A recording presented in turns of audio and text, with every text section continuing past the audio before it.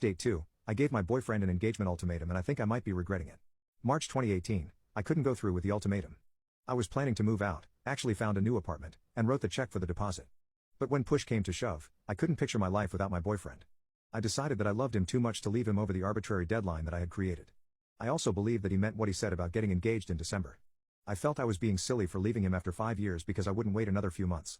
As a compromise, he said we could get a cat. I had been wanting one but he'd been saying no, and he said he'd go to at least one family event with me this year. On the day I was planning to move out, we got a cat together. September 2018, my boyfriend and I spent time enjoying each other without really mentioning the ultimatum. We both needed to recover from the damage it did to our relationship. I got a therapist and started working on myself. I picked up a new hobby, running, developed new friendships, and spent a lot of time working on my career and hanging out with my amazing new cat. I think focusing on myself and my career and my friendships took some of the pressure off of him. Also, multiple family events came and went, and my boyfriend had an excuse not to attend each one. I'm not sure it was that big of a deal anyway. By the end of the summer, we were doing great and it was like the ultimatum never happened. He also complains about our cat constantly. September 2018, visiting his family. As I promised him, I went to visit his parents in their home in September. As I mentioned in the previous post, he is Chinese American, and I'm white, so I studied up on my basic Chinese and was able to understand a little when we were all together. It was a great trip, and I genuinely enjoyed his parents and had a lot of fun in his hometown. I left a few days before he did so that he'd have time to spend with them alone, and speak with them about his plans for us in the future. I asked him a few times how that conversation went, and he said that they are happy with us having a future together, but that getting engaged in December would be too fast. That seemed absolutely crazy to me, and again it seemed like he was projecting his own views onto his parents. He also told me I needed to learn Chinese before we got married. His parents speak perfect English but prefer Chinese when they are with family, so I started doing Rosetta Stone.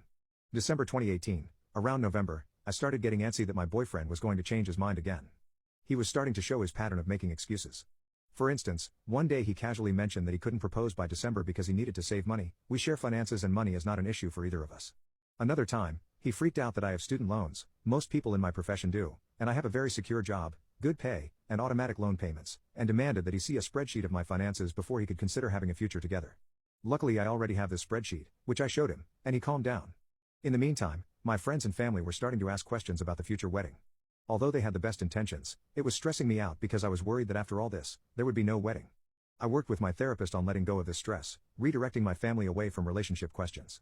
I also created a no nagging rule in my mind. I stopped dropping hints, mentioning engagement with my boyfriend.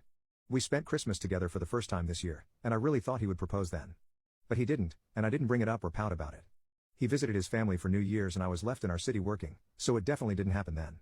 January 2019, I accepted that he actually didn't follow through with what he said he would do, despite me holding up my end of the deal. I was the perfect girlfriend that he asked me to be, and I tried to use this as an opportunity for growth, both individually and within the relationship, and still nothing changed. I was still on the momentum of not nagging him and trying to suppress all of my thoughts of wanting to marry him. It's now to the point that I equate my own thoughts of marrying him with shame and self-loathing, like they are bad thoughts that I shouldn't have. I realize I've been feeling so embarrassed with my own desires for my future, which is so sad. But a few things have happened in the past few weeks that have made me realize that this is all nonsense. First, one of my superiors at work offered me some great opportunities at my job if I stay on board long term. However, my boyfriend wants to think about moving us out of the city we live in because we don't like it here. I am actually okay with it for the most part. He also has given a hard no to ever moving back to my home state. His reason: my family lives there and they annoy him.